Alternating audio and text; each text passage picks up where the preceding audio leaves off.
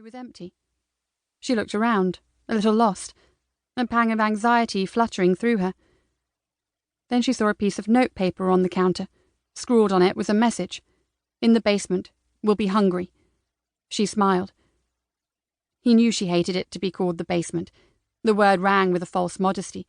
It was a huge addition that went vertical instead of horizontal, and had cost her husband a fortune. Still, it was no worse than what he called it. Howard had wanted a den, he'd said, and she'd almost laughed at the absurd understatement, except that she knew he wanted his den in order to get away from her.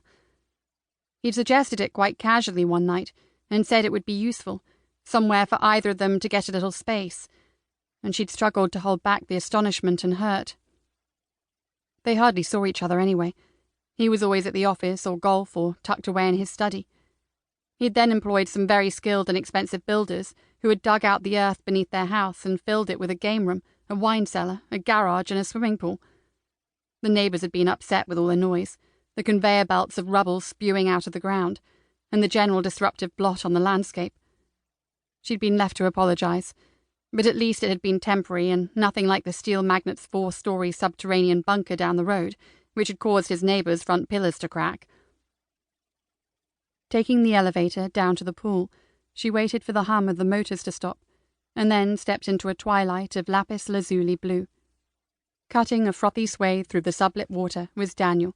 As usual, the sight of him made her heart soar. She walked to the top of the deep end, just as he was finishing his length, and knelt down to the water's edge. He caught sight of her and stopped, water pouring off his strong shoulders as he hoisted himself effortlessly out of the water and threw his arms around her. She squealed in admonishment, as he knew she would do, grinning and holding her tight, and then, unable to resist, she hugged him back. Feeling the wet seep through, she pushed him away and brushed at the dark patches on her yellow shift dress. "That was not funny," she said, smiling. "Just giving my old mum a hug." "Less of the old?" In Laura's head, she was still 25, and often looked at other women, fascinated by their encroaching middle age, before realizing she was the same generation. It amused her that she was stuck in some sort of age amnesia.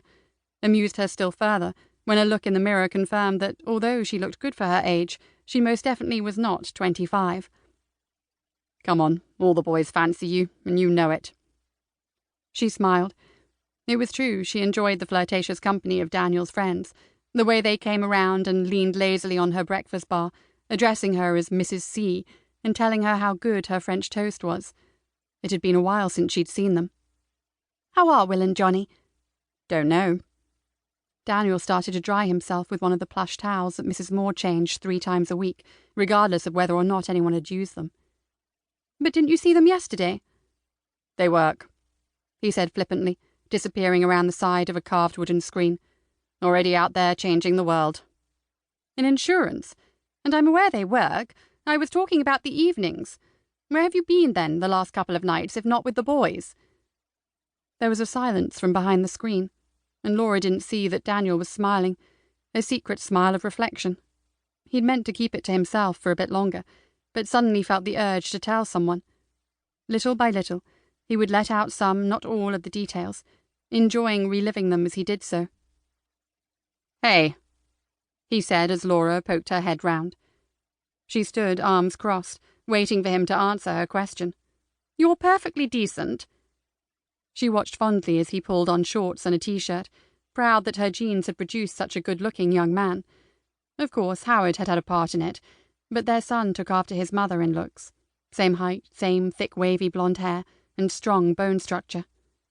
Instead of giving her the answer he knew she wanted, he smiled cheekily as he made his way to the elevator. She took a sharp intake of breath. "Don't you push that button." "Are you coming?" Laura followed and pretend pinched his earlobe. "I'm going to get it out of you." The lift started to rise. "Ow! Can I take you for brunch?" She lifted her eyebrows. "It requires an announcement." The doors opened, and he took her hand and led her out and through the hall into the expansive oak and granite kitchen. "Just want to treat my mum." "You old charmer. But before we go, give me a clue. I couldn't stand the anticipation." She stood firm. He poured himself a voluminous glass of juice from the fridge. "I've been looking for..."